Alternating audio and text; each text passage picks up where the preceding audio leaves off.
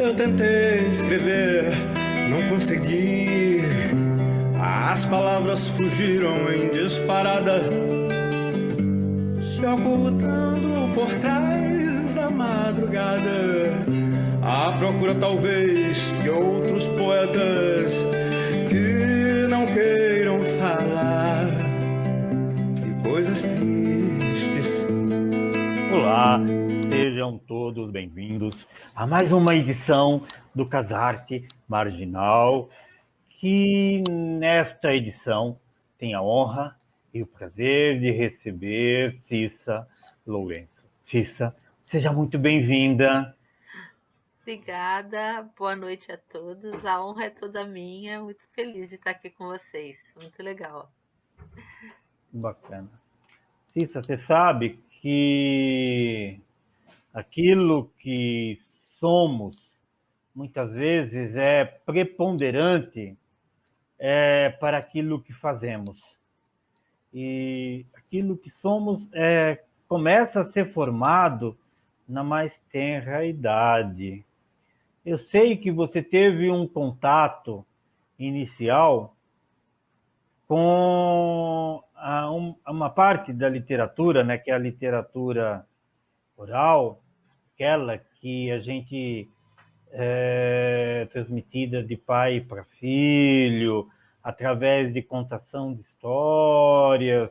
Eu sei que quando você era pequena, vocês iam para um certo sítio aqui no interior e que nesse momento você tinha o prazer de ter esse contato, de certa forma, com a literatura a partir da sua mãe. Você não quer contar um pouco disso para a gente? Sim, com certeza. Minha mãe é baiana, é de uma terra que chama Água Quente. E ela saiu de lá bem pequena, mas ela tem muitas histórias do meu avô, das coisas da terra dela, apesar dela nunca ter voltado para a Bahia. Então, ela sempre, quando a gente ia pro sítio, por isso que falei do sítio, né? Lá no sítio às vezes não tinha televisão, não tinha o que fazer, aí a gente sentava do lado da fogueira e ela contava as histórias. Ela contava as histórias do meu avô. Ela contava que, por exemplo, no sítio do meu avô tinha uma plantação de melancia enorme e que ninguém dava conta de comer as melancias. Então as crianças iam no meio do campo, quebravam a melancia e comiam só o miolo. E também a minha mãe gostava de contar histórias, assim, contos de fadas, sabe? Eu lembro de uma que ela contava, de uma mulher que perdia um anel, o anel ia para o rio, aí o peixe comia o anel, aquelas histórias de contos de fadas, sabe? Minha mãe gostava de contar essas histórias. E acho que daí vem a minha vontade de contar histórias e também de gostar de contar histórias. Acho que com certeza vem da minha mãe, das histórias que ela me contava. Que coisa legal, né? Então, vocês todos se juntavam em torno da mãe de vocês para ouvir histórias, histórias, histórias. Que coisa bonita, né? Que coisa, início interessante, né? A E, minha madrinha, não queria te cortar, mas já não, cortando, a minha madrinha é mais velha que a minha mãe. E numa época, minha madrinha também tinha um sítio. Então, às vezes, a gente ia para o sítio da minha madrinha, que era um pouco mais em cima, ou a minha madrinha descia no sítio de baixo, aí juntava as histórias da minha mãe, que a minha mãe é bem mais nova que a minha madrinha, né? Aí a minha mãe contava as histórias da minha madrinha contava as histórias dela também. Então era uma coisa, acho que, de família mesmo. sim, uma tradição de família muito forte, né? Porque me parece que o seu tio também tinha esse hábito de contar histórias e parece que a filha dele, a sua prima também herdou essa vocação familiar, né? É, De eu tenho uma contação de prima, histórias. eu tenho uma prima que é atriz, é dançarina, professora de corpo, de dança. E até a gente não tinha contato, a gente começou a ter contato há pouco tempo. É legal que a gente, nessas épocas de pandemia, a gente às vezes fica conversando por WhatsApp. Eu mando uma mensagem, ela manda outra. E aí ela estava me contando que ela é contadora de história e pelo que ela fala, o meu tio ainda era mais contador que a minha mãe, porque a minha mãe tinha uma coisa meio específica, não era sempre. Mas pelo que ela fala, o meu tio contava muita história e ela fala que também as histórias que essa vontade de contar história, esse jeito de contar história, ela herdou do meu tio. Então é de família. Minha mãe, meu tio, passou para mim, passou para minha prima. Muito legal essa, essa geração de contadoras. E isso se aproxima muito com coisas como literatura indígena, e as histórias, elas também são contadas, né? As tribos, elas se reuniam em torno da fogueira, e as lendas, as tradições, elas eram passadas através dessa oralidade. Ah, sim, com certeza. É interessante que às vezes quando eu lembro na minha adolescência mesmo, eu tive uma época meio rebelde, sabe, meio ovelha negra, não queria muito saber dessas histórias de família. Tinha aquela coisa de criança, que eu ouvia as histórias, depois desse período meio rebelde, mas depois, com o tempo, eu voltei. É uma busca, né? Voltei a querer saber as histórias da minha mãe, as histórias do meu pai. Meu pai é português, né? Era português, que já é falecido. Saber da onde eu vim, da onde estão meus ancestrais, né? Essa busca que depois de um tempo a gente parece que precisa para se completar. E é estranho porque é difícil saber, né? Muitas coisas eu pergunto para minha mãe, ela não sabe, né? A minha avó e meu avô se conheceram na Bahia, mas a minha avó veio do Espírito Santo. Aí eu pergunto, mas então, e a minha tataravó, né? Qual é a história dela? A minha mãe também não sabe. Aí ela fala que a minha madrinha que sabia, mas a minha madrinha está muito idosa, então ela não lembra muito das histórias. E eu sinto falta de saber um pouco mais fundo, né? Fica raso, parece que fica faltando um pedaço da gente. A gente completa, né? Ou com imaginação, ou com os pequenos pontos que vão aparecendo, mas sempre parece que fica faltando um pedaço. Essa vida contemporânea que nós levamos, às vezes não nos permite sentar em torno da fogueira e ouvir histórias. E aí depois a gente fica caçando essas histórias, né? Buscando de onde eu vim, para onde eu vou. Acho A que é gente, isso mesmo. a gente fica.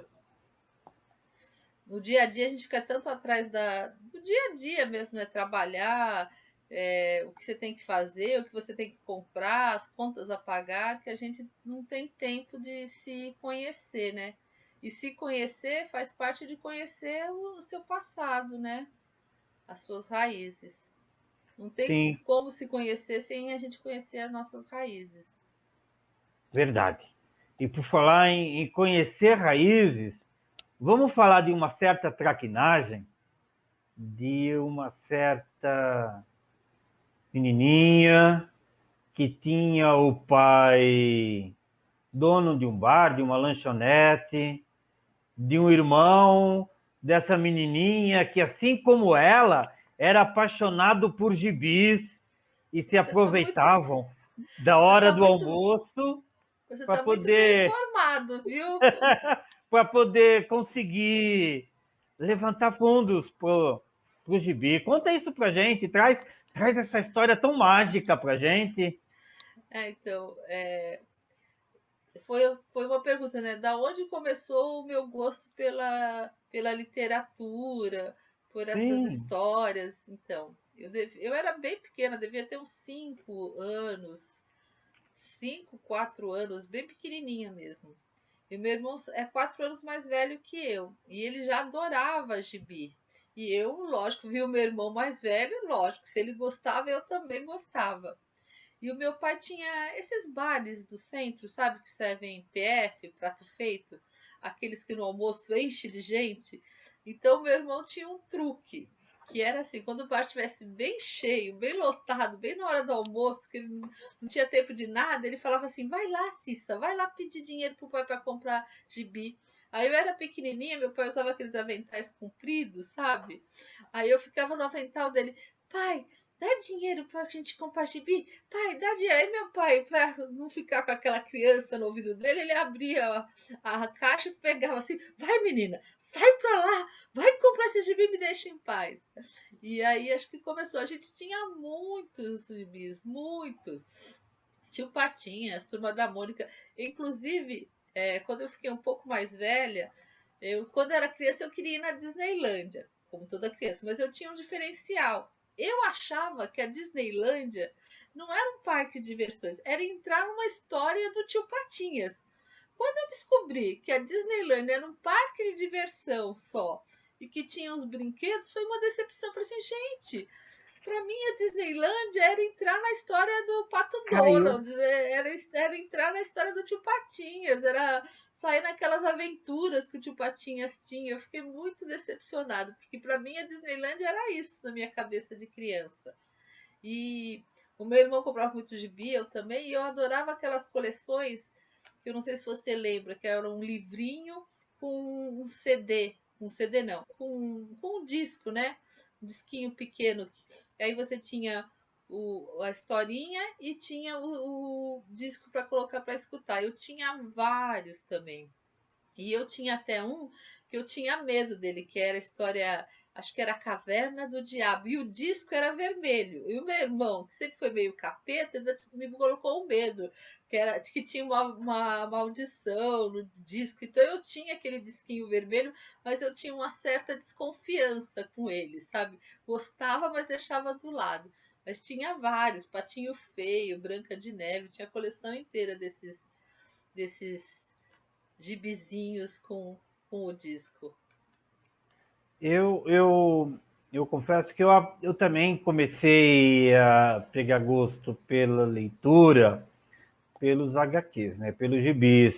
E isso é algo bastante importante, porque você encontra várias pessoas que se apaixonaram pela leitura através desse gênero, né? Você começa como uma grande porta de entrada, né? Onde muitos passam.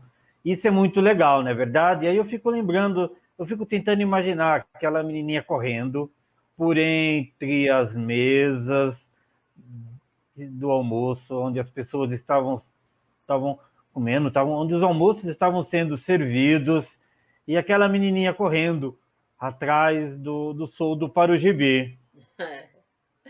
Mas era muita ideia do meu irmão, mas a gente fazia muito isso. E a gente tinha muito gibi, sabe aquela coisa de ter pilhas assim? É porque o meu pai e minha mãe trabalhavam no bar praticamente o dia inteiro, né? Não tinha empregada, era só os dois, fazia almoço, não servia janta, mas aí ela ficava até a noite com meu pai, ele tinha aquelas lanchinhos quentes, então ela ficava fazendo os lanchinhos, então a gente praticamente ficava o dia inteiro no bar. Então era um jeito também de dar divertimento para a criança, que a gente naquela época não tinha TV no bar, né? Então só tinha esses gibis. E eu lembro também que acho que também é um pouco da história de eu gostar de querer ser atriz, de contar história. Como eu ficava muito sozinha, então eu ficava brincando com as caixas de doce, as caixas de, sei lá, de tudo que tinha lá, as caixas que eu achava colorida e as coisas mesmo, o chocolate, o óleo que vendia, que o bar do meu pai era tipo aqueles bares do interior, tinha comida, mas vendia farinha de mandioca, vendia óleo, vinha o povo com a caderneta. Então eu ficava brincando sozinha. Eu tinha as minhas amigas imaginárias que eram aquelas caixinhas lá. Era a caixa de Coca-Cola era uma amiga, a caixa de óleo era outro, a caixa de bombom era outro. A minha mãe ficava assim, gente, essa menina fica falando sozinha. Meu pai, não, não, deixa a menina, tá brincando. Eu falava muito sozinha com os meus amigos imaginários. Isso. Eu queria convidá-la para uma pequena surpresa. Ah, meu Eu, Deus. eu preparei para você um intervalo e esse intervalo ele vai ser o pontapé inicial para o nosso próximo bloco. Eu espero que você aprecie. Espero que Adoro você surpresa. goste dessa surpresa que eu preparei para você. Melhor de Obrigada. mim. Nada pra se acreditar, mas o tempo não manchou o azul. Nada pra se acreditar, mas o vento baila o mar azul. Nada pra se acreditar, mas tá tudo azul. Nada pra se acreditar, mas a fé tingiu o azul de anil. Nada pra se acreditar, mas os santos rezam pro Brasil. Nada pra se acreditar, mas você já viu. Tudo que vai rebrilhar, tudo que vai renascer, tudo que vai nos salvar sem que a gente espere. Canta pra comemorar, grita para amanhecer, solta o choro da alegria, que a paz adere. Pra se acreditar que o tempo não manchou o azul. Pra se acreditar que o vento baila o mar azul. Pra se acreditar que tá tudo azul.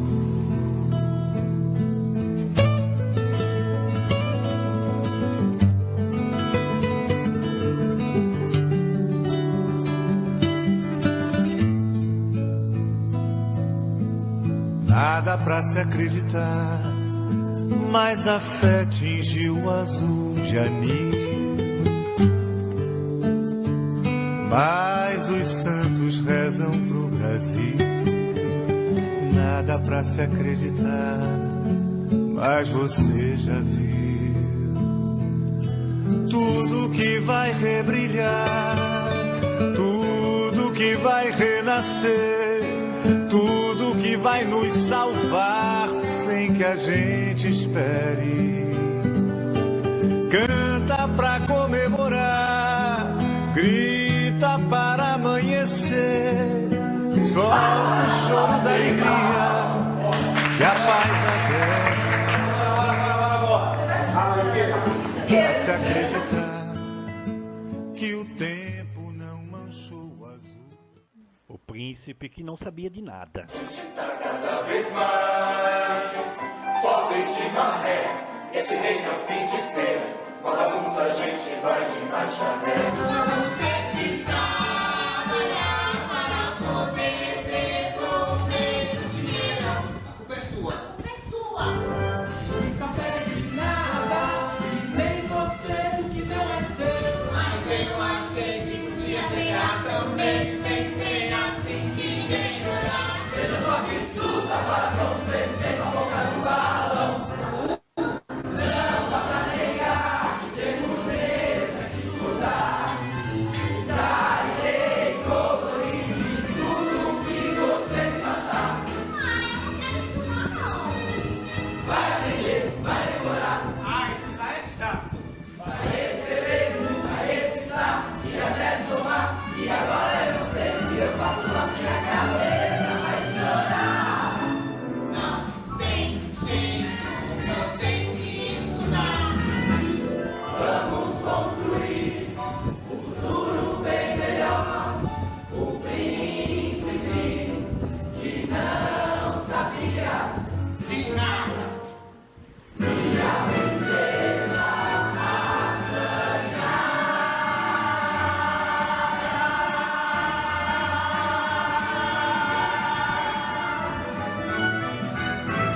Tchau!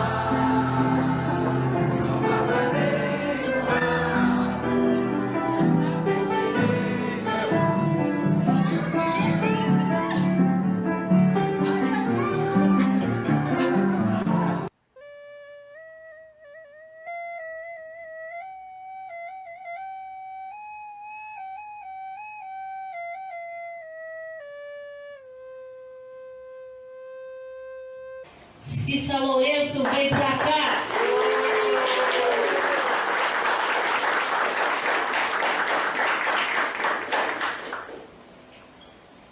Bom dia, eu vou fazer uma poesia da Viviane Mosé. Quem tem olhos para ver o tempo? Quem tem olhos para ver o tempo? Soprando sulcos na pele, soprando sulcos na pele, soprando sulcos. O tempo anda buscando meu rosto, uma navalha fina, sem raiva nem rancor. O tempo anda riscando meu rosto com calma. Eu cansei de lutar contra o tempo. Ando exercendo o instante. Acho que ganhei presença. Acho que a vida anda passando a mão em mim. Acho que a vida anda passando. Acho que a vida anda. Em mim a vida anda. Acho que a vida em mim. A vida em mim anda passando. Acho que a vida anda passando a mão em mim. E por falar em sexo, quem anda me comendo é o tempo. Na verdade, faz tempo, mas eu escondia, sabe? Porque ele me pegava por trás e à força. Um dia, eu resolvi encará-lo de frente e disse: tempo, se é para me comer, que seja com meu consentimento me olhando nos olhos. Eu acho que eu ganhei o tempo. De lá pra cá, ele tem sido bom comigo, sabe? Dizem que ando até remoçando, me pego cantando, sem mais nem porquê. Sem mais nem porquê. Obrigada.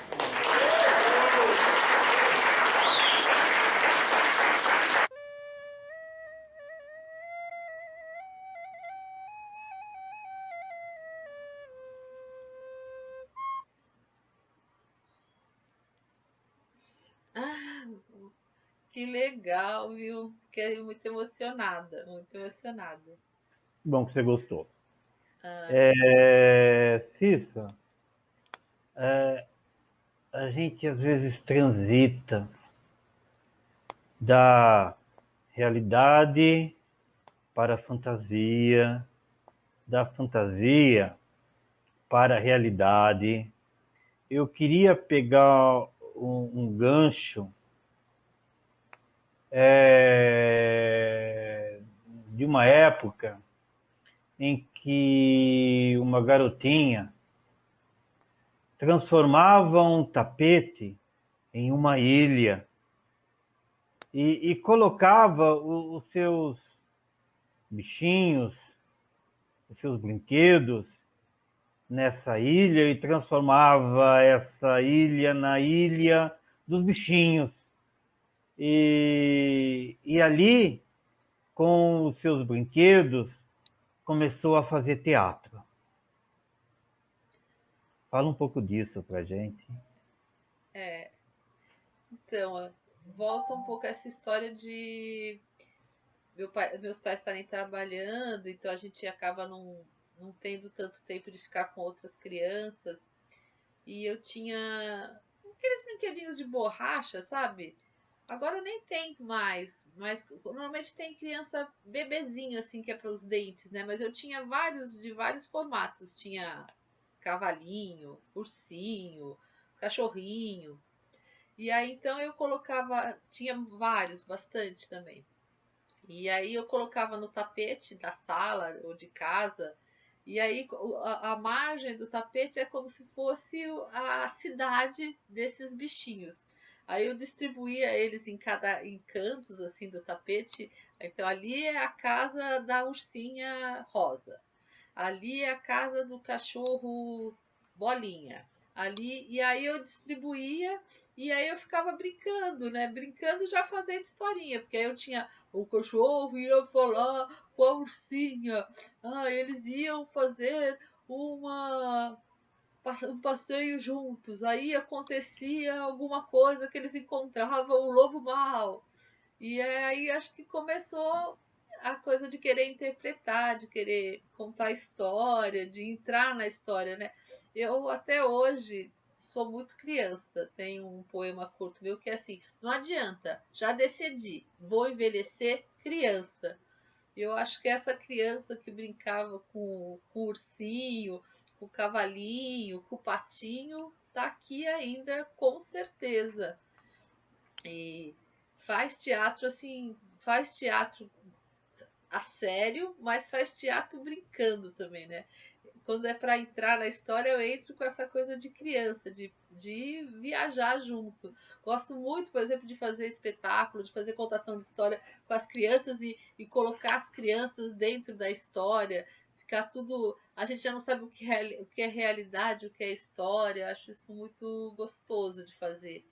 É uma válvula de escape também para essa realidade cruel que a gente vive e muitas crianças também. Quando a gente vai, por exemplo, para Brasilândia, vai para o Ocupaz, lá no Céu Paz, a gente faz muito sarau e aí a ideia do sarau é trazer as crianças para dentro do sarau, para elas contarem, não a gente contar a história para elas, mas elas contarem a história com a gente. Gosto muito disso. Que E acho que legal. disso saiu a atriz. Dessa mistura toda, assim, né? O começo, pelo menos. E você sempre teve essa tua ligação com o teatro, ela sempre foi calcada na busca do conhecimento, né? Eu sei que você começou a fazer um curso de teatro muito jovem, né? Conta um pouco disso pra gente. Então, a primeira vez que eu resolvi fazer um curso de teatro, meu pai tinha um bar na Pompeia, aí era perto do Sesc Pompeia. Aí eu descobri que no Sesc Pompeia tinha um curso de teatro até para adultos, não era nem para crianças. Aí eu falei para minha mãe, ai mãe, eu quero fazer, é à tarde.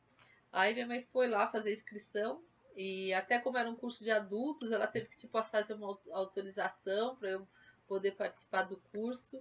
Eu era caçulinha, era tudo gente bem mais velha, né? Eu me sentia tudo, né? Eu com 13, 14 anos não vou ficar com gente de 25 anos, olha, são todos tão mais velhos.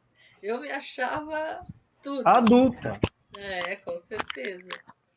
E então foi a partir daí que eu comecei a fazer curso de teatro, com 14 anos, e para falar a verdade, eu nunca parei, né? Inclusive agora estou fazendo, aproveitando essa época online, estou fazendo vários cursos na Escola Livre de Teatro de Santo André, porque eu acho que conhecimento nunca é demais, e principalmente para o ator, acho que não é só para o ator, não, acho que para todo mundo, né? Se a gente para, as engrenagens enferrujam, né? Então, eu acho que você tem sempre que estar procurando, você tem que estar estudando.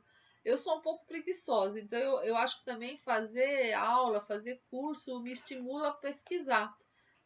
Então é um jeito de me empurrar também, sabe? De estar sempre querendo mais, procurando outras.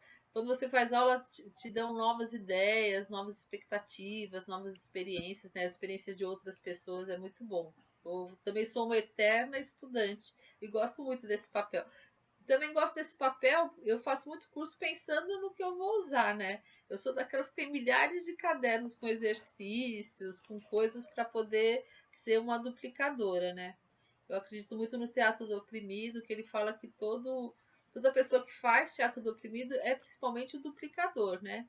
É levar para outros e que essas outras pessoas dupliquem e que a gente forme um grande mundo de pessoas que façam teatro do oprimido, que queiram mudar essa nossa realidade. Muito, muito, muito bacana.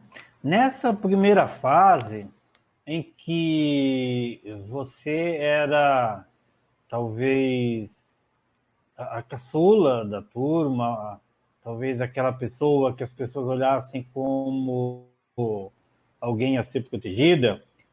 Me diz uma coisa, você se lembra de alguma história inusitada, alguma coisa assim que foi, sabe, que você, toda vez que você deita, vou dormir, aí você se lembra, aí você começa a dar aquela risadinha interior, aqueles sorrisos múltiplos. Nossa, como aquilo foi engraçado. Você lembra de alguma coisa? Então, esse curso que eu fiz, além de eu ser a mais jovem, era um curso que já não estava no começo. Sei lá, eu entrei no segundo semestre, ele era um curso de 1 ano. Então, eu já entrei, a turma já tinha uns 6 meses. E todo mundo no curso, eu tenho 51 anos, então 35 anos atrás, a gente era bem mais liberado que acho que até agora. Todo mundo se cumprimentava com selinho. E eu, com 14 anos, olhava assim, gente, mas aqui todo mundo se cumprimenta, homem, mulher, mulher com mulher, homem come com selinho. Mas eu, como sempre fui uma menina assim, de mente muito assim, estamos na chuva para se molhar, eu achei ótimo. Também comecei a cumprimentar todo mundo com selinho. Eu achava demais, assim. Foi 5 minutos de susto e depois assim, então tá bom, se é assim, também faço assim. Muito, muito legal, assim. Eu acho que isso também é uma característica minha, que agora eu acho que eu perdi um pouco. Eu sempre fui muito atirada, sabe? De querer fazer as coisas. Assim, vou tentar, vou fazer. Tem uma outra história que também tem a ver com essa coisa de ser atirada. Uma vez eu fui num clube, nem sou palmeirense, fui no Palmeiras. E no Palmeiras tinha aquela piscina que tinha aquelas plataformas para pular. E tinha plataformas de 5 metros, 10 a 20 metros, eu não sei, a mais alta de todas, ficava um povo lá em cima e não pulavam. Aí eu estava lá embaixo com meu irmão, a gente era convidado de algum amigo da gente. E meu irmão falou assim, eu duvido que você pule lá. Eu falei assim, lógico que eu pulo, eu não sei o que o povo fica fazendo lá em cima que não pula. Ele falou assim, eu duvido. Aí eu simplesmente subi a escada, nunca nem tinha feito isso, nunca tinha pulado. Pedi assim, moça, dá licença, e pulei lá do alto. Só depois, apanhando, que a gente aprende, né? Como eu nunca tinha pulado de tão alto, eu já tinha pulado em piscina, em lago, mas mais baixinho, né? Como era muito alto, o meu corpo foi descendo. Aí eu caí assim de bunda e de coxa. Gente, doeu tanto. Fiquei com uma marca tão roxa que assim, sabe, é como você bater na madeira, né? Mas conta um pouco dessa minha personalidade. Falar assim, tem que fazer, é para fazer, vou ver se dá certo e já arrisco, né? Um pouco perigoso, mas enfim, sou um pouco desse jeito mesmo. Se começou a chover, vamos nos molhar. Exatamente. Não é verdade? Tinha Já uma que época choveu. tinha uma época também que eu e o Paulo, que é o meu companheiro, a gente acampou muito. E quando a gente ia acampar, a gente pedia carona. E a gente sempre ia em turma. Eu sempre fui a primeira a estar lá pedindo carona. Eu sempre negociava, e depois que a pessoa topava, eu falava assim, vamos, gente, sabe aquelas cenas de desenho animado, assim, tá todo mundo atrás Na dá moita. carona, não sei o quê. Ai, tá bom, então vem. Gente, a gente conseguiu. Eu fazia muito isso, eu sempre fui dessas, assim, de sempre dar a cara a tapa. E isso é muito legal, muito bacana em você.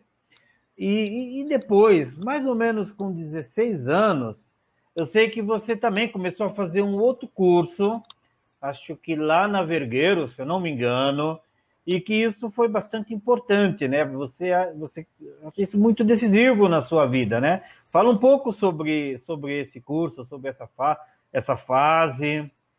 Então, aí essa história de fazer curso, eu também já logo comecei a perceber assim, se eu ficar só fazendo curso de iniciante, é legal, é uma experiência, mas não aprofunda, né? Aí tinha uma escola que fechou, mas era até uma escola de arte, tinha cursos de dança, tinha muita aula de música, e aí tinha um curso de teatro lá, que acho que foi a primeira ou segunda turma que eles estavam formando. E já era um curso profissionalizante. E aí eu pedi para minha mãe, né? Também era nova, tinha 16 anos. Aí eu comecei a fazer esse curso profissionalizante, que era um curso de 2 anos também. Mas o curso também, no meio do curso, o professor que era o principal do curso, que era o coordenador, brigou com a faculdade, com a escola. E aí o curso meio que a gente fez também já sempre fui da pá virada, né? Se o professor, se não é para, se é para fazer bagunça, se é para fazer revolução, vamos sair. Aí todo mundo saiu do curso. E esse mesmo professor foi para a Fundação das Artes São Caetano. Então eu acabei meu curso profissionalizante, comecei na Vergueiro e acabei na Fundação das Artes São Caetano, por causa desse professor que brigou com a direção e era o professor principal, né? Foi o meu primeiro diretor, depois ele me dirigiu fora da escola. E aí, quando a escola saiu, a gente foi para a Fundação das Artes. Também, eu era bem menina, né? Fazia o curso à noite, morava na freguesia do Otas, e cruzava São Paulo inteiro para fazer o curso à noite lá na fundação. Aliás, às vezes a gente saía da aula, ia para a padaria, aí quando era 15 para as 11, a gente tinha que sair correndo da padaria, porque senão a gente perdia o último ônibus para São Paulo. Já chegamos a perder o último ônibus, aí tinha que esperar um outro, aí chegava na Sé, não tinha, na Sé não, na Dom Pedro não tinha metrô, aí tinha que cruzar o centro inteiro para pegar ônibus na São João. Era uma odisseia. É. Ah, mas essas E histórias são bem legais, né? Acho que acrescenta, né? Dá um gostinho diferente. elas emprestam tempero à nossa É, vida, né? Porque se não fosse essas pequenas loucuras que nós vamos cometendo ao longo da vida, o que seria de nós? Seríamos tão sãos. Talvez não é. seja tão engraçado ser completamente são. Mas acho que de perto ninguém é normal. Eu, com certeza, não sou. E os meus amigos também, né? Só de serem meus amigos, tenho certeza que eles não são muito normais. E foi nesse período que, se eu não me engano, você teve a oportunidade de colocar à prova tudo aquilo que você aprendeu. Acho que foi Macabeia, foi isso? Então, com esse mesmo professor que foi o que eu conheci chamava Escola de Música Marcelo Tupinambá. Esse mesmo professor que foi o professor que brigou nessa escola e levou para a gente para a fundação, ele tinha um grupo de teatro que ele ensaiava, acho que era num sindicato lá no Brás. Eu não sei qual que era o sindicato. E aí ele estava montando Clarice, né? A Hora da Estrela. E aí eu entrei no elenco. Meio que assim, né?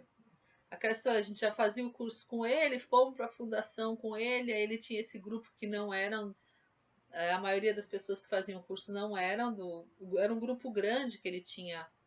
E aí eu fui fazer teatro com essa turma dele, que foi bem legal, era um grupo bem unido. Também eu entrei depois, mas logo já fui incorporada, viajamos juntos, ensaiávamos assim, sei lá, sábado o dia inteiro, então levava lanchinho, né? Foi uma coisa. Isso também eu gosto muito do teatro, essa coisa de compartilhar, né? De fazer umas famílias, né? Na época era uma família, isso é muito bom. A companhia que eu tô agora, Amado Dito, a gente é uma família, é um grupo que eu tô lá há muito tempo. Você mostrou o melhor de mim, eu falo, essa pessoa agora faz tempo que a gente não se vê. Tem pessoas que a gente continua vendo, né? O meu diretor, o Alan, que é um querido diretor, amigo, é muito bom. Eu acho que o teatro, para mim, também tem isso de não é além do trabalho, é essa coisa de estar com as pessoas de verdade, né? Como você fala de emoção, você acaba se expondo mais, se mostrando mais. Eu acho isso muito, muito bom, muito gratificante. É, E foi lá, e aí então, voltando nisso, né? Daí foi com sim, essa peça, A Hora da Estrela, né? A Macabé é a personagem principal, né? Que aí pela primeira vez eu subi no palco. Mas eu até já te falei, né? Na verdade, subir no palco para mim não foi tão assim marcante, porque como eu já estava ensaiando com um grupo, como a gente ensaiava num espaço que era um sindicato e de vez em quando tinha gente assistindo, então a gente às vezes fazia cenas.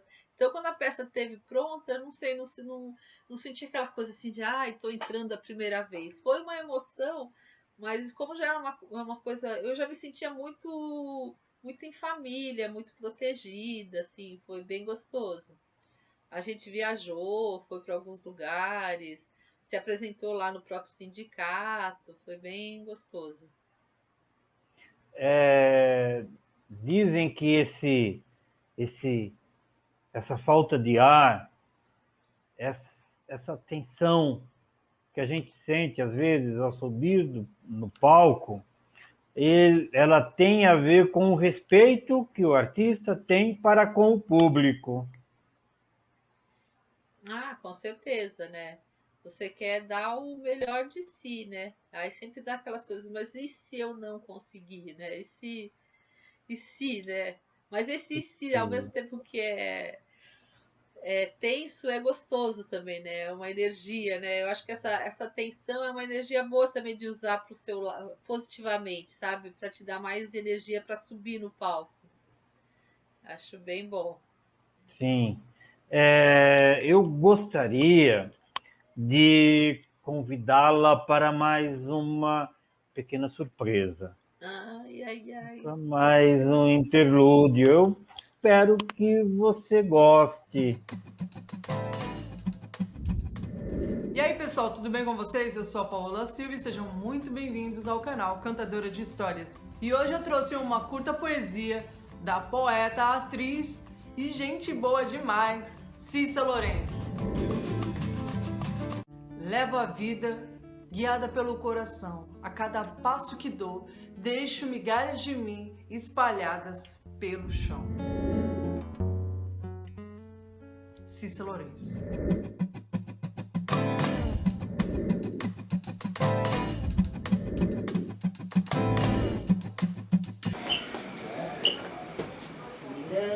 Cirandinha, vamos todos te contar a história do Joãozinho que nasceu para brilhar.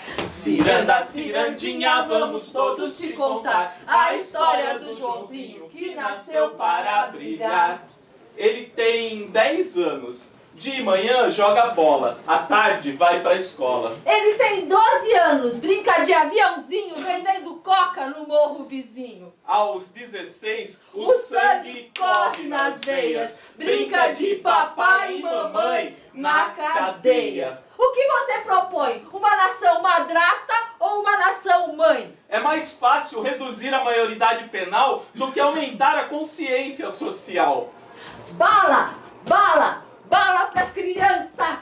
Bala, bala, bala pras crianças. Bala, bala, bala pras crianças! Peraí, acho que eu e você não estamos falando da mesma bala. Vai tomar no cunha! Vai tomar no cunha! Vai tomar no cunha! Redução da maioridade penal, criança na cadeia. Vamos botar na cadeia esses pilantras. Vai tomar no cunha! Vai tomar no cunha! Vai tomar no cunha! Ei, você que vive no mundo azul, a nossa bandeira já é vermelha, com o sangue dos meninos da Zona Sul. Ei, você que veio no mundo por esporte, a nossa bandeira já é vermelha, com o sangue dos meninos da Zona Norte. Ei, você que vive no mundo de fantasia, a nossa bandeira já é vermelha, com o sangue dos meninos da periferia. Ciranda, cirandinha, vamos todos nos ligar. A história que eu te conto, a gente pode mudar. Ciranda, cirandinha, vamos todos nos ligar. A história que eu te conto, a gente pode mudar. Vamos dar as mãos. Vamos dar as mãos. Vamos dar as mãos. O que a gente precisa é educação. Redução da maioridade penal. Diga não!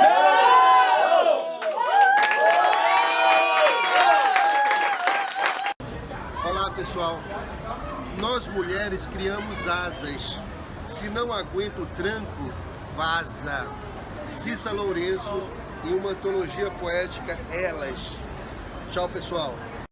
Eu queria fazer um verso de um poema pra dizer o quanto é real e extensa a vitória de um louco viajante com seu violão, caneta e papel e o seu verso cantante. Mas pra que o mundo perfeito todo dia cobra engolindo cobre desse jeito, a inveja pede sangue.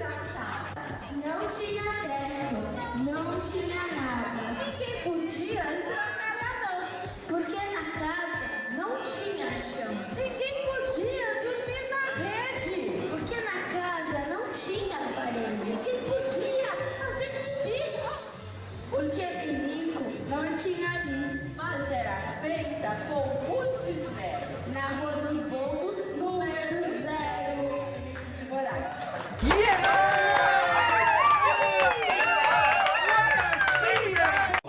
Eu sou o professor Bispoeta.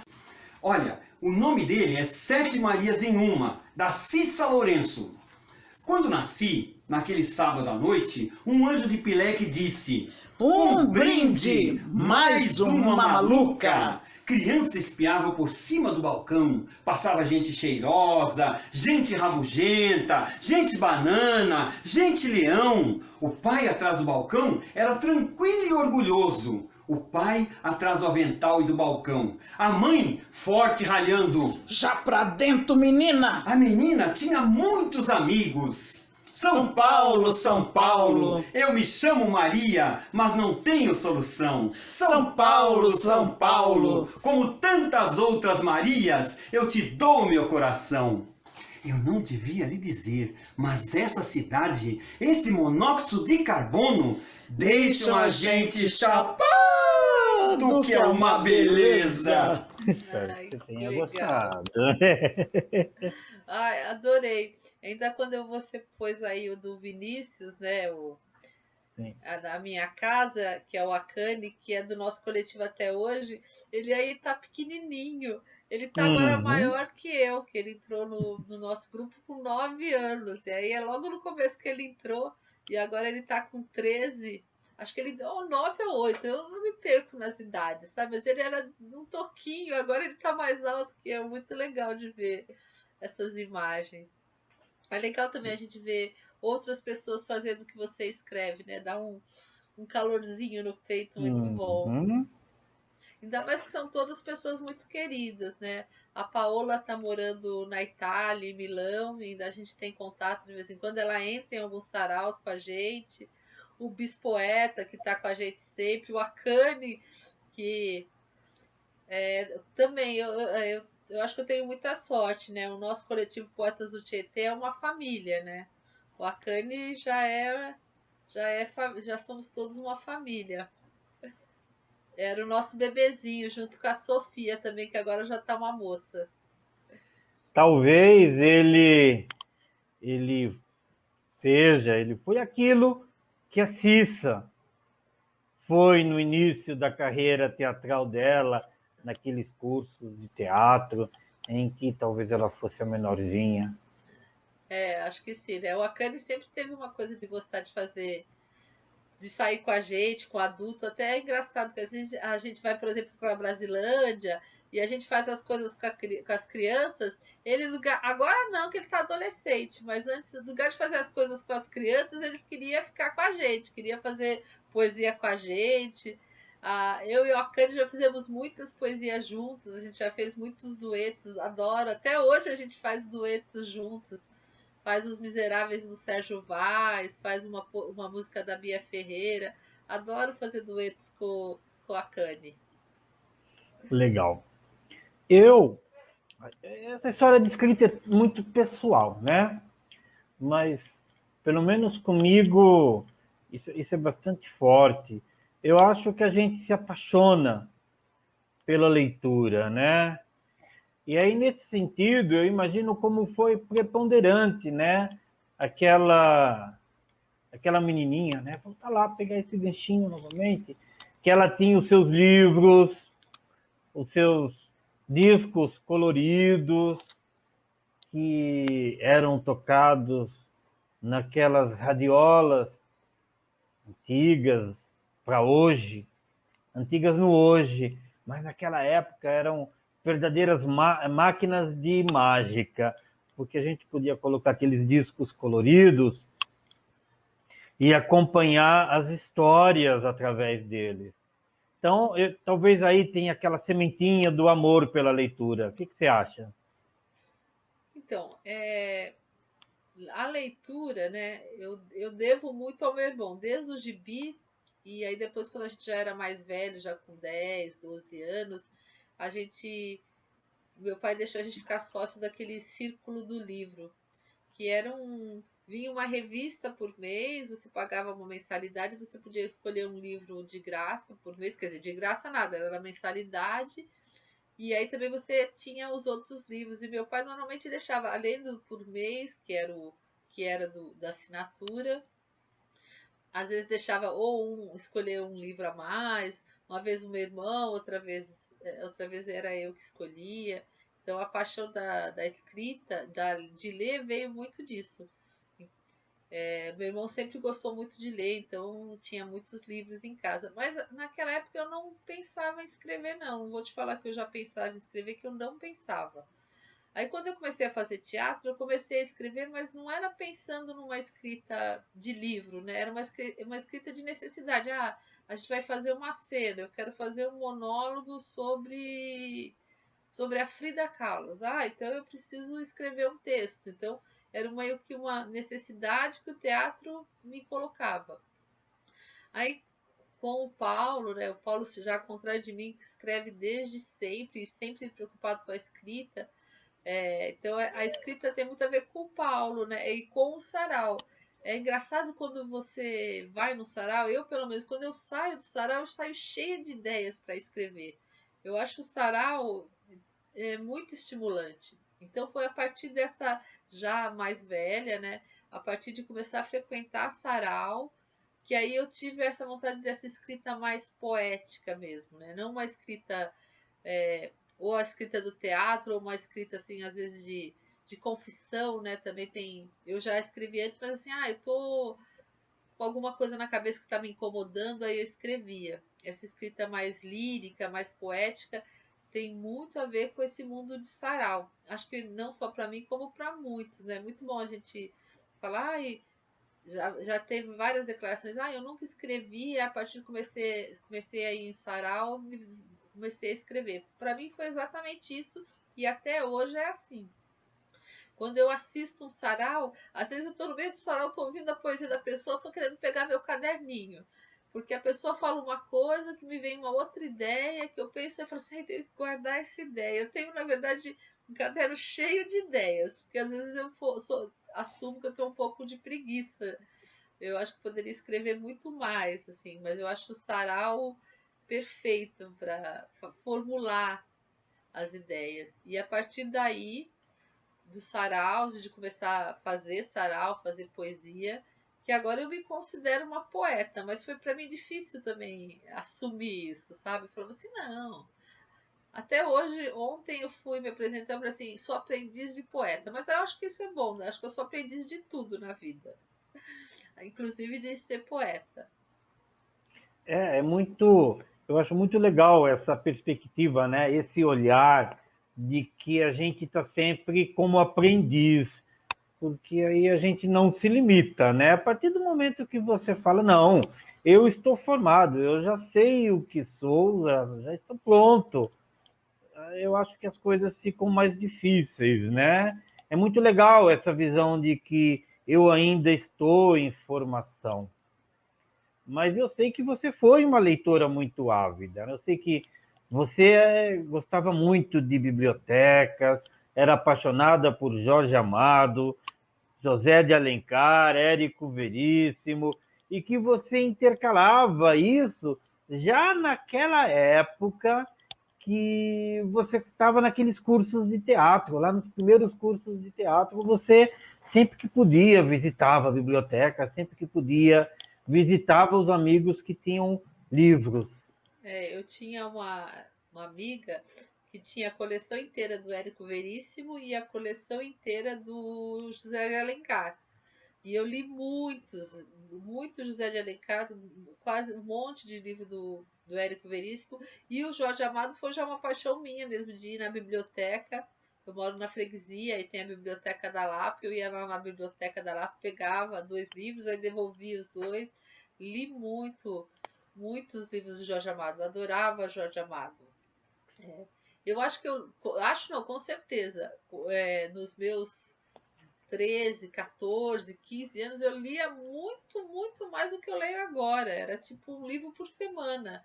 Porque eu ia na biblioteca, né? Então eu pegava 2 livros, então eu queria ler aqueles 2 em no máximo 2 semanas, um por semana, para a semana seguinte pegar outros. Li muito. Além dos livros que tinha em casa. Eu lembro que a primeira vez que eu li o Que é Isso, Companheiro, do Gabeira, né? Gabeira. que já foi uma pessoa legal, agora não sei mais o que dizer dessa pessoa, não reconheço, mas é interessante que a primeira vez que eu li Que é Esse Companheiro, que é um livro forte, que ele fala da tortura, eu fiquei muito impressionada e não entendi aquilo, que eu sei lá, era do meu irmão, eu devia ter 11, 12 anos. Aí depois, um pouco mais velha, já com 14, 15, eu li de novo e aí falei assim, nossa, aí que eu entendi o que eu tinha lido aquela primeira vez, que eu não tinha entendido direito. Era assim era um mistério para mim, sabe? Aquelas palavras ainda não faziam muito sentido. E eram livros do meu irmão. Meu irmão também teve uma época... Meu irmão teve muitas fases, mas ele teve uma época bem marxista. Então tinha livros do Guevara em casa, do Gabeira. Esses do Guevara eu li e falei assim, não, esses eu não entendo. Até hoje eu acho que eu ainda não entendo direito, mas enfim, a gente vai tentando. Mas foi com essa coisa dos livros que a gente ia comprando do Circo do Livro, dos livros que eu pegava das amigas, dos livros que eu pegava na biblioteca. Lia muito, muito mais do que eu leio agora. E é isso, né? Acho que isso acaba te dando alguma bagagem, né? Por mais que faça tempo, vai ficando. É bom, vai criando uma camada dupla em cima da pele. E essa camada é muito boa. Sim. A gente aprende lá na linguística textual que os textos, eles, pelo menos dentro da gente, todos eles são ligados, né? Você, quando escreve, você coloca um pouquinho de tudo aquilo que você já leu no papel. Essas coisas impregnam você, né? Nos enchem de inspiração. Assim como você bem disse, a gente, quando vai no sarau, a gente volta com a cabeça em ebulição. Estou te parafraseando aqui. E aí isso são como sementes que ficam dentro da gente e que muitas vezes transformam aquele ouvinte num escritor, aquele ouvinte num poeta.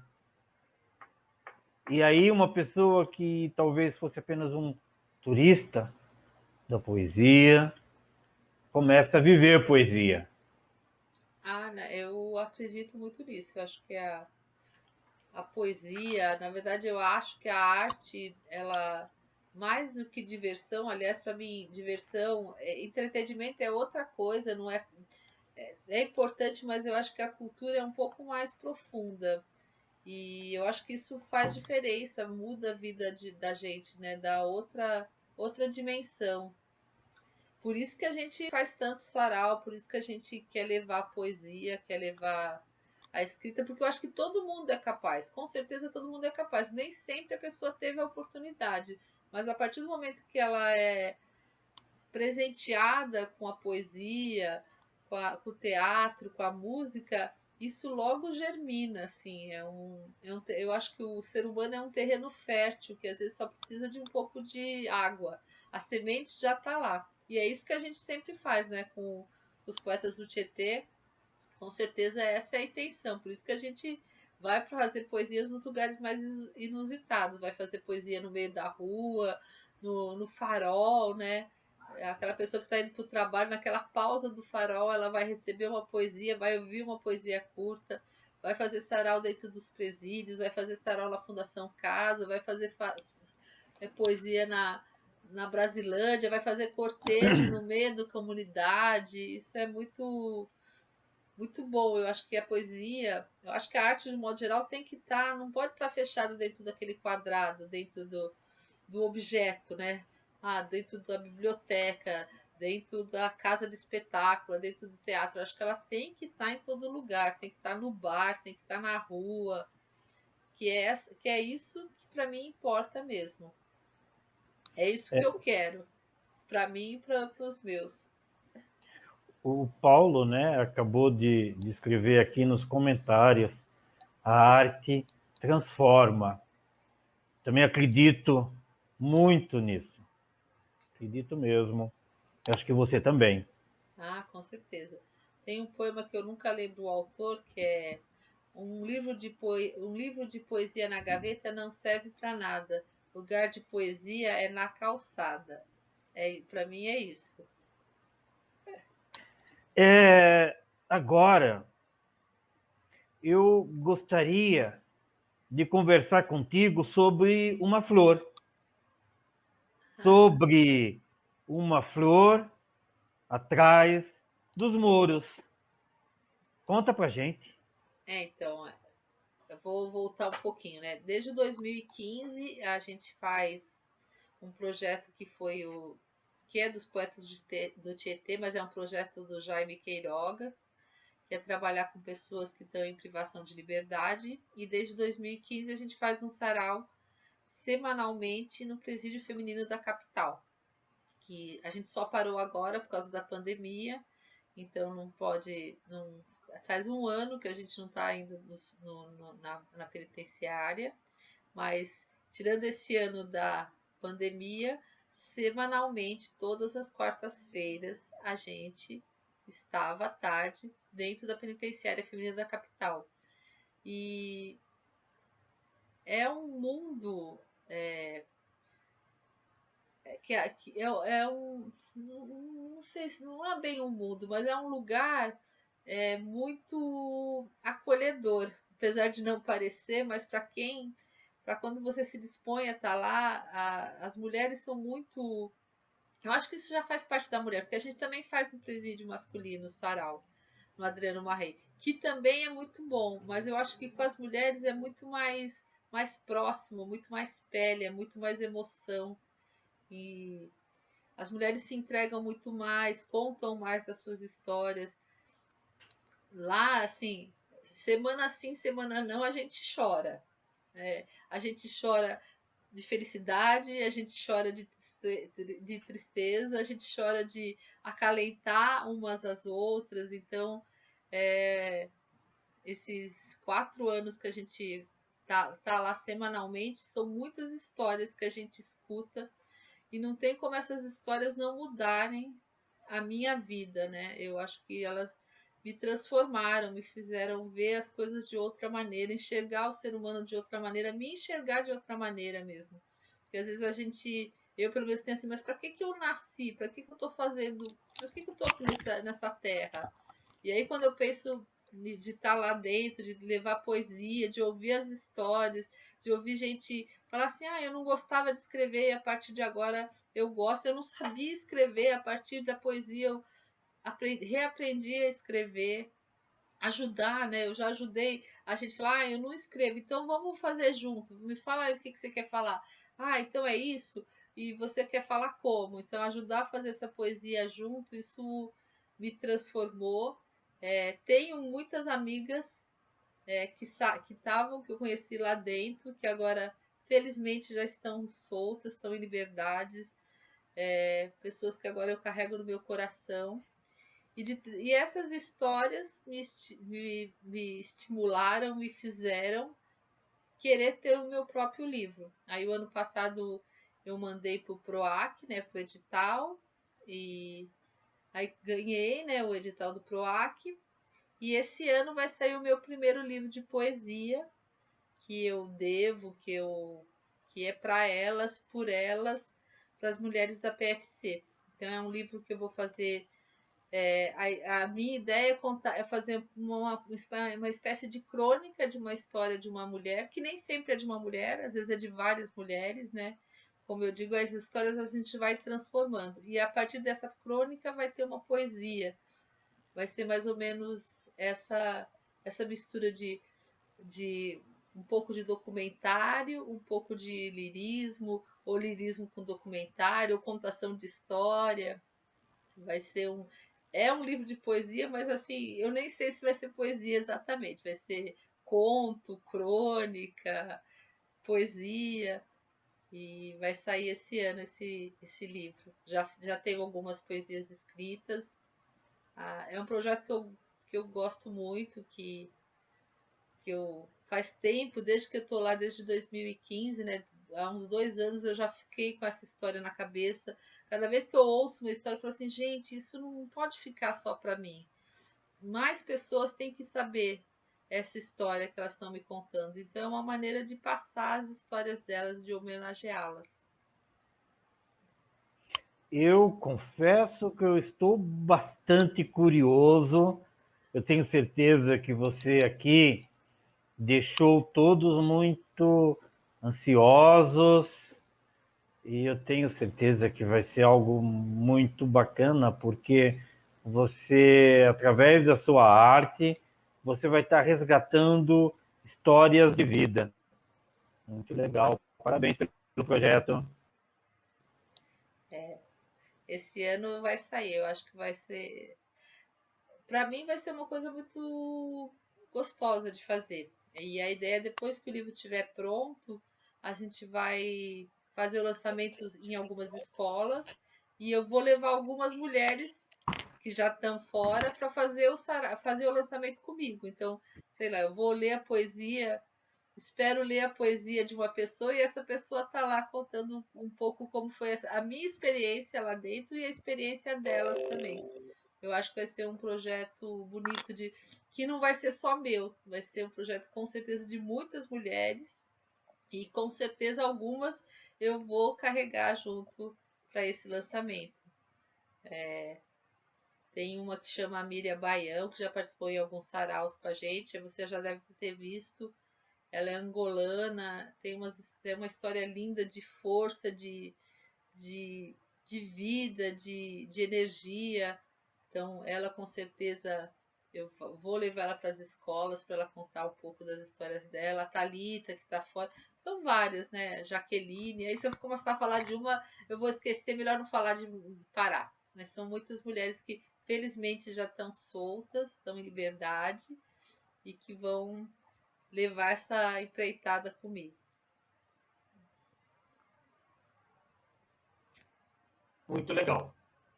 Cissa, nesse momento, eu gostaria de trazer mais uma surpresa. Eu espero que você aprecie mais um intervalo. Muito bom.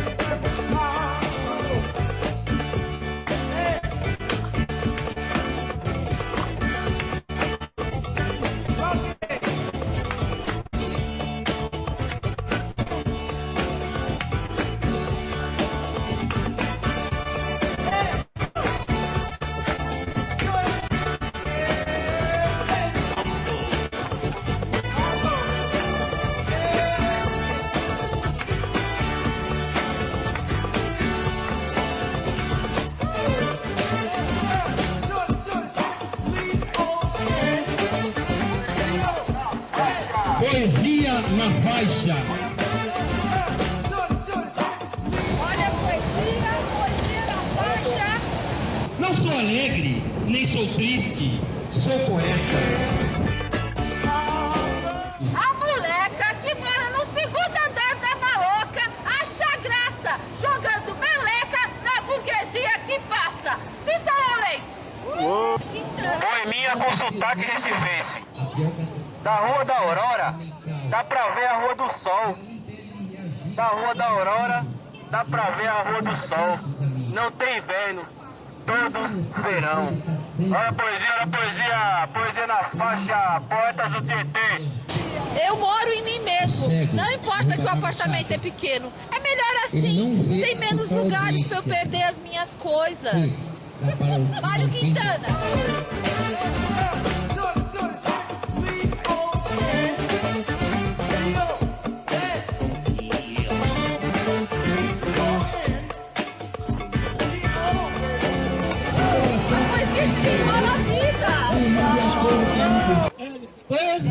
Poesia na faixa, é isso aí.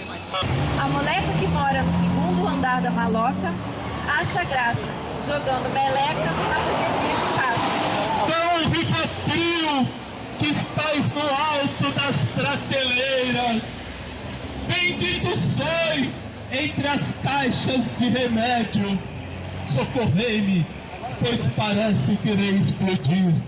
Feito bomba de São João. Mas João nada pode ante o demônio do estresse que me possui.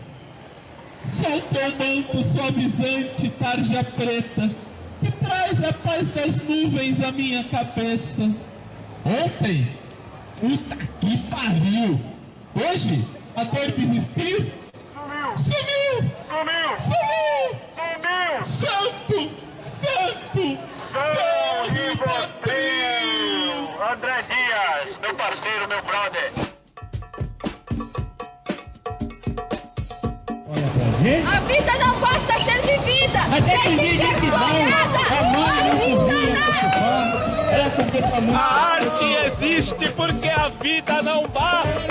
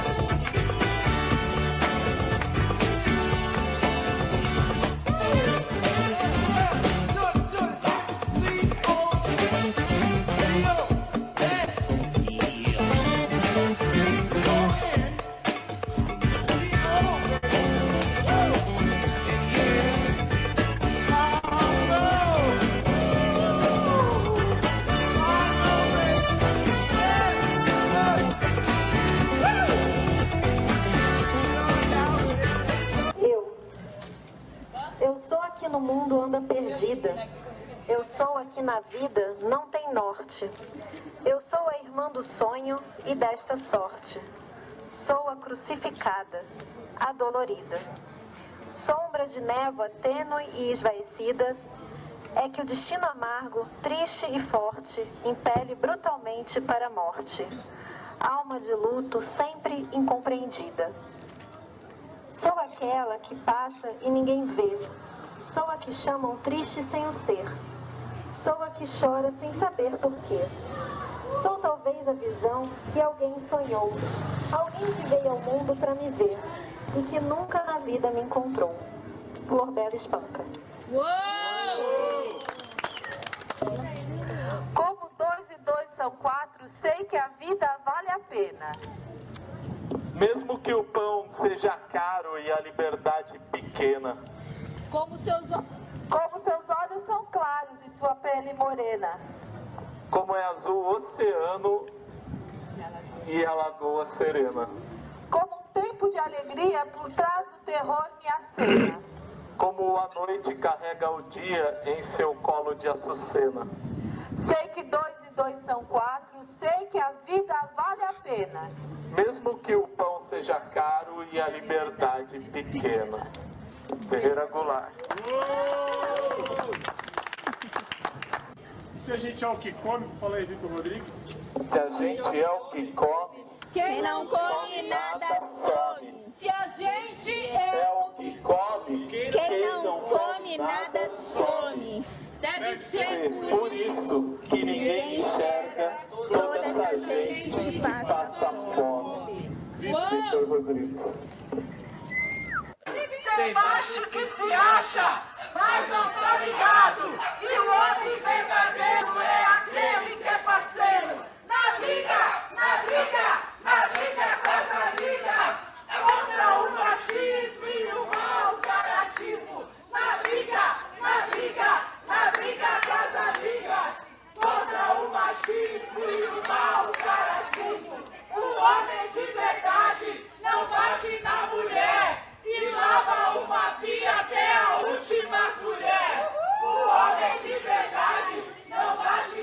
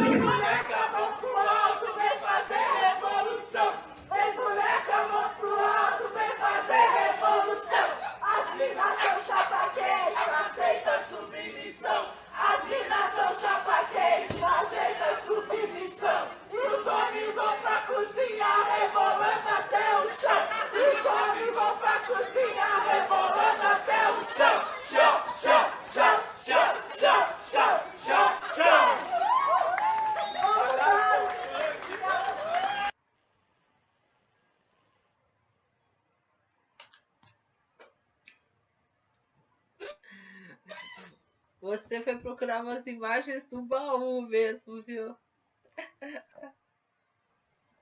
Essa é uma das especialidades do programa. Muito legal. Desenterrar imagens do fundo do baú. Uma dessas imagens é do sarau. Cisa. Só uma dessas imagens o Paulo colocou é do sarau Portas Abertas, que é da Patrícia Cândido, que morava lá no bairro dos Pimentas, em Guarulhos, né? A gente ia lá na quebrada dela fazer sarau. Muito legal que o sarau começava dentro da casa dela. Ela também é uma egressa do sistema. Foi uma das primeiras vezes que eu comecei a fazer poesia, né? Acho que fazer poesia que eu faço assim, fazer na rua, descobrir o sentido de fazer a poesia, foi ir lá no bairro dos Pimentas, em Guarulhos, com a Patrícia. Acho que faz parte da minha formação como poeta de rua. É uma dessas imagens aí que você resgatou. Muito bom.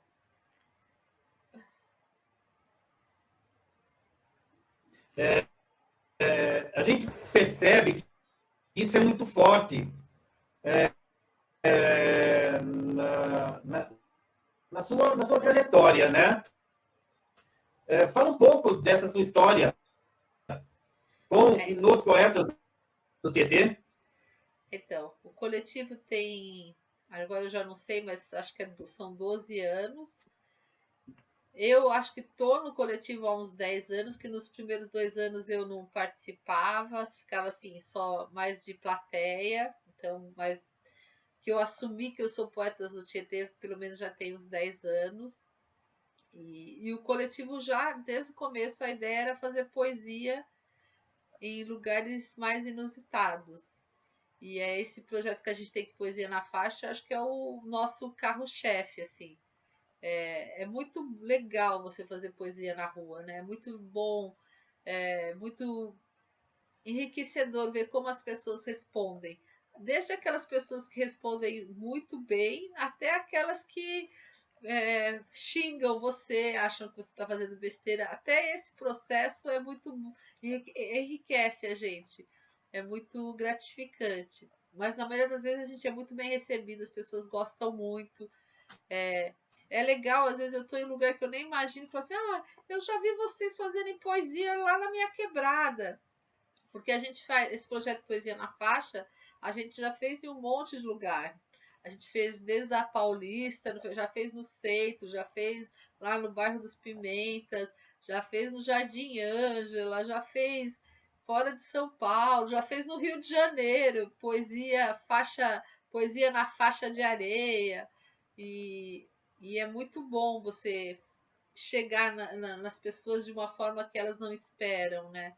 Levar a poesia numa forma que ela não espera. E essa coisa também da agilidade, né? Quando você está na rua, a poesia tem que ser curta, porque a pessoa vai estar com aqueles 30 segundos lá parada te olhando. Então você tem que tentar passar a mensagem nesses 30 segundos. Isso às vezes é muito, às vezes é 10 segundos, 15 segundos. Por isso que a gente faz muita poesia curtinha, por isso que a gente faz essas poesias cantadas também, que atraem o olhar, né?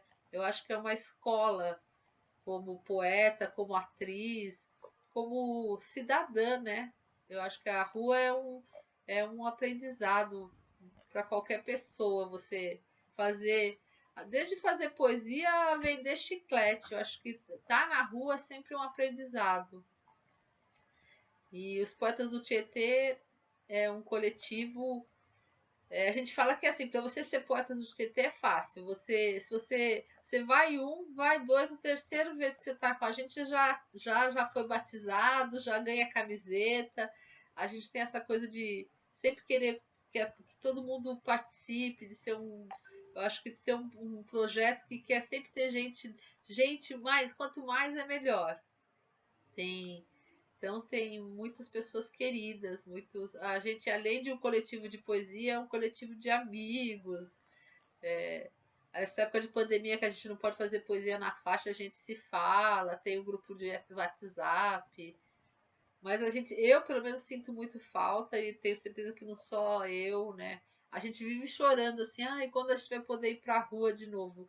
Porque no nosso caso eu acho que não faz sentido não ter a rua. Assim, parece que fica faltando um pedaço, sabe? Só faz sentido se a gente está na rua. Então essa época tá bem difícil.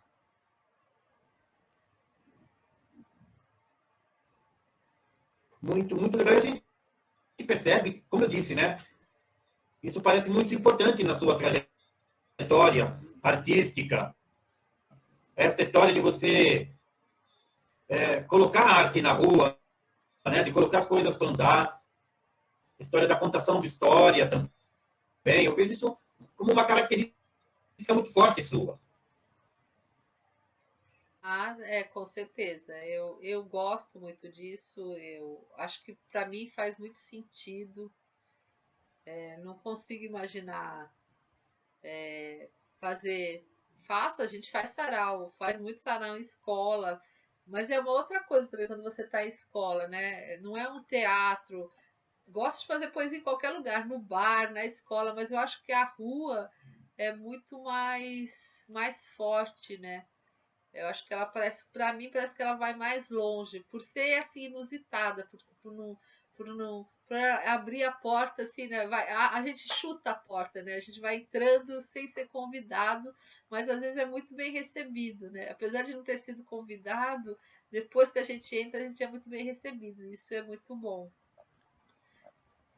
Eu acho que isso faz parte da história do coletivo dos poetas do Tietê. Tanto é que a gente tem muito tempo, né? E vira e mexe, o pessoal fala: ai, que bom, quero entrar no grupo, como eu faço? Onde é a sede de vocês? A gente fala assim: olha, a gente não tem sede. Para você entrar no grupo é fácil. Normalmente a gente fazia poesia na faixa ou uma vez por mês, ou de 15 em 15 dias, aí depende, né? Quando a gente tinha muita escola para fazer, ou muito já evento em outros lugares, em biblioteca, a gente não fazia tanto na rua, mas se não, a gente pelo menos uma vez por mês faz sarau na rua. Então a gente fala assim: olha, você quer entrar no coletivo? A nossa sede vai ser a São João com a Ipiranga na sexta-feira às 8 horas da noite. A gente vai fazer o sarau de rua lá, apesar que a gente normalmente faz de dia, então às 10 da manhã, tal esquina, você vai lá que você já está na nossa sede. A nossa sede é a rua. A casa do poeta é a rua. A sua inspiração vem do universo, vem do cotidiano das pessoas. Isso é muito legal. E é legal que quando a gente está na rua também, além da gente fazer, às vezes as pessoas isso também é bem legal, né? Que a gente vai para fazer poesia, mas muitas vezes, sempre na verdade, sempre tem alguém que quer fazer, pega o megafone e quer fazer poesia. A gente acha muitos poetas perdidos por aí que fazem poesia com a gente na rua. Isso é muito gostoso.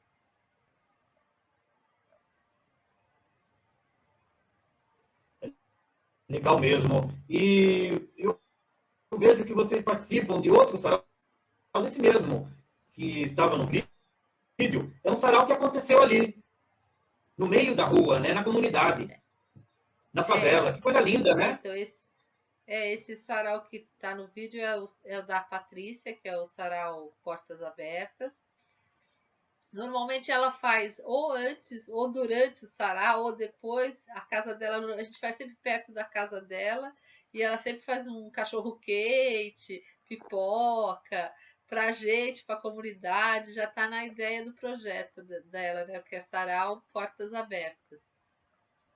E a gente também vai em muito sarau. A gente é bem facinho, né? Convidou, dando pra gente fazer, a gente vai. Já fomos em sarau Jardim... já fomos em sarau no Jardim Ângela, já fomos no sarau na Zona Leste, já fomos em muitos outros saraus, além dos nossos. O Suburbano, né? Que também tinha o vídeo aí do Buzo. A gente fala que a gente é poetas do Tietê, mas a gente também é suburbano convicto. Como também o Buzo é suburbano convicto, mas também é poetas do Tietê. Eu falo que é saraus irmãos, né? A gente já fez muito sarau com o Buzo também já fez muito sarau com a gente. Já fizemos um projeto dele que é de levar doces para as crianças, né? A gente foi já com ele fazer, já fomos para a praia fazer sarau lá nas quebradas Maresias, que Maresias também tem quebrada, todo lugar tem a sua quebrada, né? Não é só aquela casa linda, né? O pobre que trabalha naquela casa linda mora lá atrás no morrinho. A gente já foi fazer sarau no morrinho, lá em São Sebastião. É bem gostoso. Quem normalmente levantou aquela casa bonita, trabalhou com aquela exista, ele veio lá da quebrada, né? Ah, com Ele certeza. levantou as paredes, o que pavimentou a rua. Não, e é quem faz a comida pro patrão, quem limpa a casa, né? É essa pessoa, né? Ela tá lá naquela casa, mas à noite ela vai para casa dele, que é lá em cima do morro, como aqui em São Paulo. E então a gente já foi muitas vezes fazer sarau lá com o Buzo, em São Sebastião. Já fizemos muito sarau com com os ambulantes também. Já fomos muitas vezes que os ambulantes fazem nos trens, né? Nos ônibus, a gente já fez muito sarau com o pessoal dos ambulantes. Já fomos no Sobrenome também. Agora faz tempo, né? Com esse tempo de pandemia, mas a gente circulava muito. É bom também essa troca de energia, né? De conhecer, de participar de outros saraus. A gente ia muito na Casa Eleoca. Já fomos também muitos sábados lá ouvir poesia, fazer poesia. Muito bom. Muito legal mesmo. Me fala um pouco de alguns dos frutos do Asas Abertas. Esse sarau mesmo, né, que a gente acabou de falar sobre ele, é um dos frutos de lá, não foi? Então, o Saraus Abertos, como eu falei, quem idealizou foi o Jaime, mas a gente já fez esse livro que está aqui na minha mão, que é o livro das mulheres. Esse ano, aliás, dia 30 de maio, já está todo mundo convidado, vai sair o livro número 2 das mulheres. Felizmente, como eu falei, vai ter muitas mulheres que já estão em liberdade, então vão participar do sarau. Esse aqui foi o que também foi do Asas, que foi o livro que a gente fez com os meninos da Fundação Casa. Esse trabalho dentro dos presídios, dentro das fundações com as pessoas em privação de liberdade é muito gratificante. E é muito gratificante ver como as pessoas, como a gente precisa de poesia em todo lugar, né? A gente pensa que não. Algumas pessoas, né? Eu tenho certeza que você já sabe disso, que a poesia é necessária como ar, né? E quando a gente leva a poesia, por exemplo, na Fundação Casa, é muito engraçado. A gente chega lá, a gente vai. Normalmente, quando a gente chega, a gente cumprimenta os meninos. Então, quando a gente chega, eles estão tudo com aquela cara de meia marruda, sabe? Fazendo cara meio de bravo, de tô aqui por obrigação. Aí a primeira meia hora isso muda. Quando a gente sai, já parece que são outras pessoas. Eles já estão olhando nos nossos olhos, eles na hora de ir embora já querem dar a mão, já querem abraçar. A gente começa a fazer poesia, mas daqui a pouco já todos eles, todos não, mas a maioria já quer fazer a poesia também. Então, quando a gente faz sarau, por exemplo, na Fundação Casa, a metade do sarau somos nós, a outra metade são os meninos da fundação. A mesma coisa acontece quando a gente vai nos presídios, né? A gente normalmente dá temas, dá assim, a gente joga a pedrinha, né? Aí aquela pedrinha, ela vai naquele lago e vai aumentando, vai aumentando. É uma coisa que se multiplica muito rapidamente, né? É aquela pedra caindo na água e fazendo aquelas ondas. Isso é muito bom. Com esse projeto, acho que não só esse, né? Como eu falei, eu gosto muito do que a gente faz. Gosto muito na Brasilândia. A gente também já fez 2 livros com as crianças da Brasilândia. Esse aqui foi 2019. Esse ano também vai sair, mas mais para o fim do ano, um outro livro com as crianças da Brasilândia, do Céu Paz. É o projeto que a gente tem, Ocupais. A gente sempre tenta fazer o projeto e, como resultado do projeto, quando a gente ganha edital, a gente sempre tenta fazer um livro, porque eu acho que ter o físico, o livro, é muito importante, né? Ver a foto da criança, né? Aqui, por exemplo, nesse livro a gente tem a foto da criança. Eu acho que isso valoriza muito o trabalho para elas. Elas sentem-se especial. Esse livro mesmo, a gente fez o lançamento na Biblioteca Mário de Andrade. E as crianças da Brasilândia são, bom, como toda criança, são terríveis, né? Mas eu lembro até hoje, vendo as crianças entrarem na Mário de Andrade para fazer o lançamento lá. Elas mesmas ficaram maravilhadas, sabe? Tinha uma coisa de ter um orgulho, de ter um prazer de mostrar, quando a gente chamava no palco, que a gente fez para ela ler a poesia, entregar um livro para elas verem os familiares, foi muito bonito. Eu tenho certeza que isso vai estar sempre na lembrança delas, elas não vão esquecer. Então isso, eu acho que muda. Se não dá para mudar a vida, aquele momento vai transformar alguma coisa na vida dessa criança, na vida desse adolescente, na vida dessa pessoa que está presa. Eu acho que ela vai trazer uma nova esperança, né? Essa pelo menos é o que a gente espera. Trazer um ventinho nesse rosto, assim. É isso. Que lindo, né? Eu gosto Olha como isso deve ter sido fundamental no processo de construção da identidade dessas crianças que participaram do projeto, né? Ela tem a consciência de que ela é capaz de produzir um poema e ter associado a essa construção artística a foto dela. Olha que coisa linda. Eu gosto muito desse projeto. E até muito bom, porque quando a gente vai lá na Brasilândia, no céu, como o céu é bem no final da rua, né? A gente vai subindo a rua, a gente vê tem, por exemplo, crianças que eram crianças e agora estão adolescentes. E a gente chega lá e fala: oi, faz tempo que você não vem.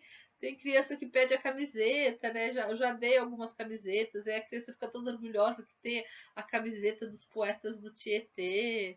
É muito legal essa relação que a gente forma. Infelizmente também agora faz um ano que a gente não está subindo lá no céu. Me faz muita falta, mas eu tenho certeza que quando a gente voltar, essas crianças vão nos reconhecer, vão fazer poesia com a gente. É bom porque a criança também ela responde bem rápido, né? Quando a gente faz o cortejo no bairro, a gente sempre, no cortejo, sempre vai vindo umas crianças com a gente. Por isso que a gente, quando começou na Brasilândia, a gente queria fazer sarau para adulto. Mas depois a gente descobriu que lá o barato é com as crianças, porque elas já abraçam a causa. Como é um sarau à tarde, às vezes o adulto não está tão disponível, né? E a criança está disponível. Você sai com o megafone, ela já vem atrás com a gente com o megafone. Uma vez até foi bem engraçada na Brasilândia. A gente foi fazer o cortejo e a gente ia fazer o cortejo e falar: ó, daqui a meia hora vai ter o sarau dentro do céu, dentro da biblioteca, vai ter contação de história, pintura de rosto. Aí a gente parou num portão, tinha umas crianças. Aí a mãe falou assim: mas eu não posso sair agora, eu tô ocupada. Mas eu falei: mas vê se você leva a sua filha, ela vai gostar. Ela falou assim: você não quer levar ela agora? Eu falei assim: levo. E aí é isso, eu peguei uma criancinha, um toquinho de 3 anos, peguei ela lá na casa dela, levei ela pro sarau, fiz contação de história, pintei o rosto dela, e quando acabou o sarau, eu deixei ela na casa dela. É uma coisa assim tão interior, assim, é uma mistura de inocência, mas é tão legal isso. É muito, não parece com São Paulo, né? Falei: você não quer levar ela? Não posso, mas você leva ela. Eu levei, a criança ficou, era um toquinho de criança, e ela já entregava, porque a gente dá uns folhetinhos com as poesias. Ela já pegou os papelzinhos na mão e já entregava para as pessoas na roupa. Gente, parecia que a menina nasceu para fazer isso, para fazer poesia com a gente na rua, para ir lá pro sarau. Muito, muito legal, assim, não consigo esquecer essa imagem da gente pegando a criança, levando a criança e depois levando de volta.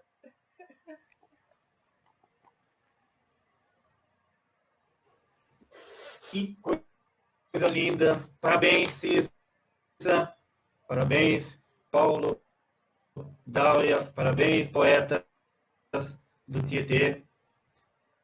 Hoje, o Casar de Marginal teve o prazer e a honra de ter essa grande artista conosco. Cícero, muito obrigado. Ai, obrigada a você, muito bom. Obrigada pelas surpresas que você me fez. Foram realmente surpresas. Eu fiquei. Imagens que me deixaram muito feliz, muito nostálgica. Ver os Sarau Portas Abertas, ver a minha companhia de teatro com O Melhor de Mim, que foi a primeira cena que você colocou, que era uma peça que a gente fazia que era tratava de bullying, então a gente tratou dos nossos bullying para falar do espetáculo, então era uma peça muito emocional. Muito obrigada, foi muito bom. Foi um presente para mim.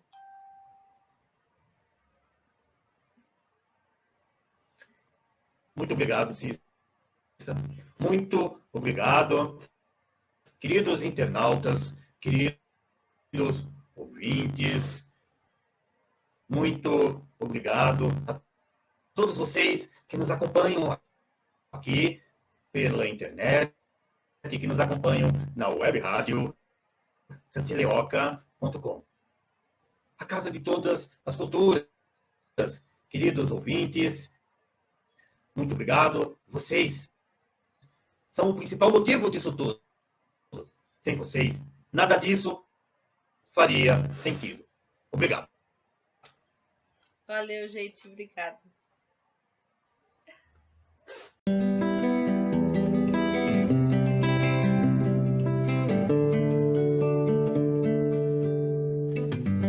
Eu tentei escrever, não consegui. As palavras fugiram em disparada, se ocultando por trás da madrugada, à procura talvez de outros poetas que não queiram falar de coisas tristes, que não queiram chorar sobre elas, queiram apenas falar coisas belas nas janelas, yeah, de suas namoradas. Eu tentei escrever, não consegui. As palavras fugiram em disparada, se ocultando por trás da madrugada, à procura talvez de outros poetas que não queiram falar de coisas tristes, que não queiram chorar sobre elas, queiram apenas falar de coisas belas nas janelas, yeah, de suas namoradas.